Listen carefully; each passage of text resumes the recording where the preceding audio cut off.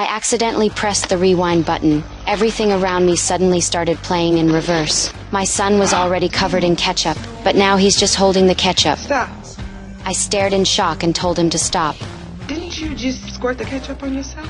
But he looked confused and didn't understand a word I said. I tried to remember what just happened and explained, but he still looked lost for a moment. I thought it was just my imagination, but our talk caught the attention of a nearby cop.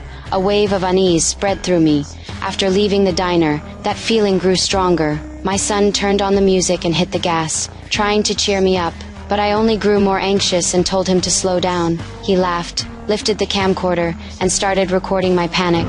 Then a siren screamed behind us. He quickly pulled over. I told him to stay calm and polite, or things could get worse. But when the window rolled down, my heart sank. It was the same cop from the diner. I said we were just heading to his college. The cop's tone was cold, almost hostile. He asked if we had any weapons in the car. I shook my head. Then he glared at my son and asked if we knew why we were stopped. My son held back his anger and said it was for speeding. Since you admitted it, I'll let that go.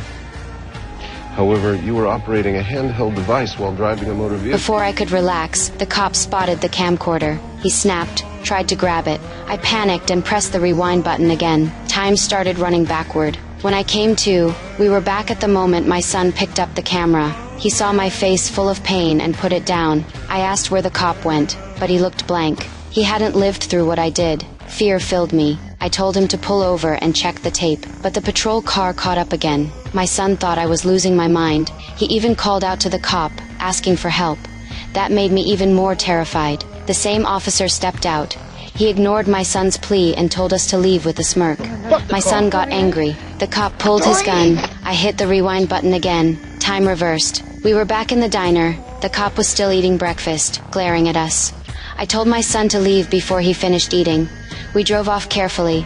I turned suddenly, cutting across a field to take another road. I just wanted to escape this loop, but my son didn't understand and thought I was crazy. After driving for a long time, I decided to rest at a motel. As I lay down, I saw the lottery numbers on television. An idea struck me. I hit record, waited for the numbers, then rewound. The broadcast restarted. I laughed and told my son if I guessed the winning numbers, he had to listen to me. Deep down, I knew I was just running from reality.